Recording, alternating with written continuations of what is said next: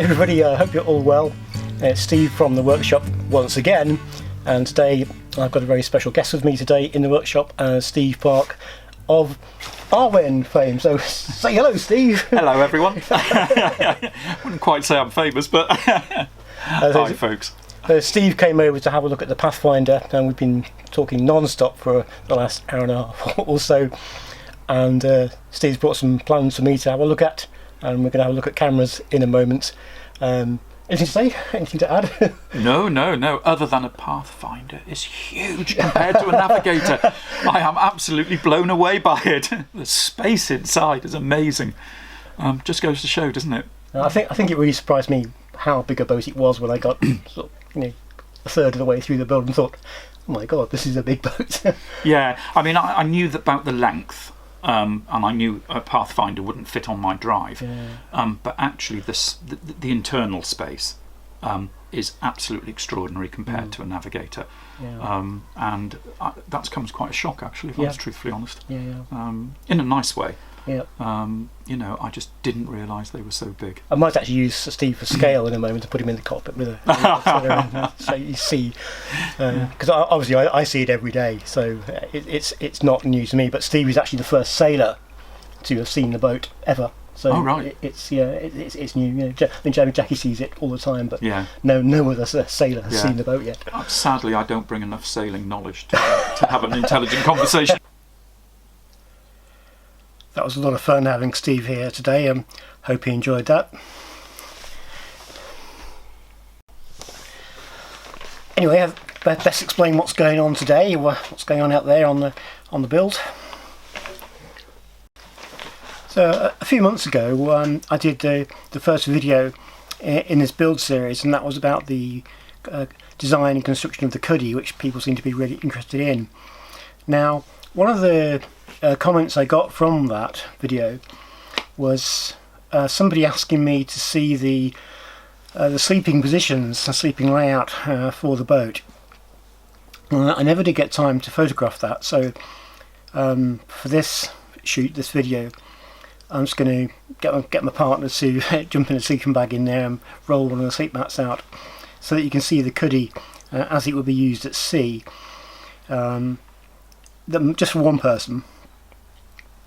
And what I'm working on today, which you'll hopefully see quite soon, is that I'm also setting up the boat so that the whole of the cockpit will become a sleeping space as well, and that's a much bigger open space than the cuddy.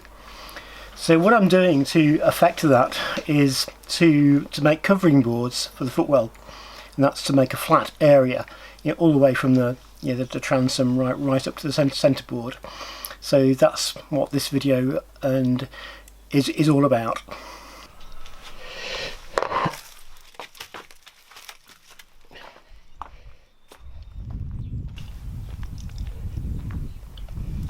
A couple of months back I put out a short video, and it was a sort of video experiment in which I came out here and did a job and filmed it and edited it and put it out as a video. And that video was just all about my first experiment using stainless steel as a material. Now, the interesting thing that day is that I made a small part for the boat. It wasn't very good. I'm going to make a new one quite soon. And afterwards, I spoke to a really good friend of mine who's an engineer down in New Zealand. A guy I often talk about, guy Alan. That's Big Al. And Alan he's an engineer with his own workshop, and he seems to be able to do just about anything with any material in any setting.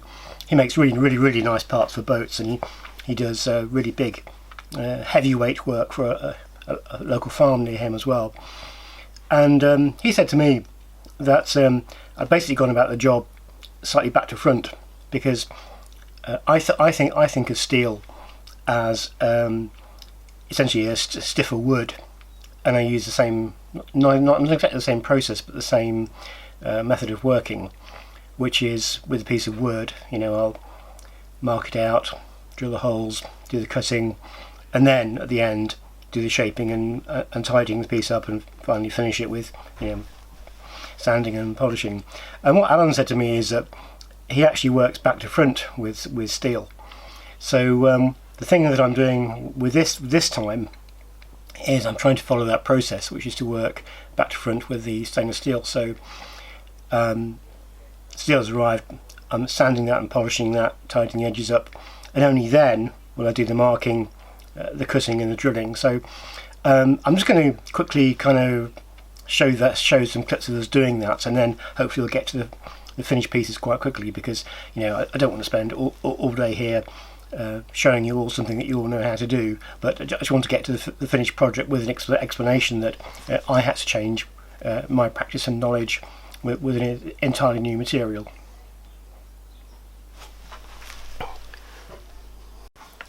So as you can see from the photographs, the job is quite simple. All it is really is 3 boards of plywood. That's 12mm plywood, with the edges supported by a glass tape, and then a run of glass cloth across the back, which is the underside, which will, I hope, support the plywood as it tries to stretch. The slightly more interesting part of this for me was making the stainless steel supports. And what you can see in the 3 photographs is 2 different techniques which I used, which was the first ones forward, so number 1 and 2 are done with stainless steel tabs, and those are 3mm stainless steel. They're about 90mm long and 50 wide, 3 bolts each. And the aft one is almost like a continuous strip. It's only 2mm steel, so that was just 2 different techniques I used to try and do this and see what they were like. The funny part was when I put them in the boat for the first time a couple of days ago, and very cautiously stood onto them to see a full stress test with my full nearly 100 kilos of weight on them, and they're fine, they're good. And obviously when the weight is on them when we're sleeping, the weight is spread out anyway, but they seem strong enough. So as I said at the start, one of the main ideas here was to show the boat set up for sleeping in several different positions. So Jackie came out and modelled that for me today. So the first position is obviously under the cuddy, and either one of us can sleep under there, almost in full cover, and Jackie's actually completely under the cuddy hard shelter there, so that's great. We also then showed what it looks like with her sitting in comfort on one of the sleep mats with a bag behind her for a backrest. Speak more about that in a moment. And then the big thing is that for this job was to create this big sleeping space in the back of the boat where we can both sleep together. And as you can see, it's an enormous space with those boards in, and you can see Jackie sort of in comfort. There is space for both of us there, just couldn't do it because of the photography this morning.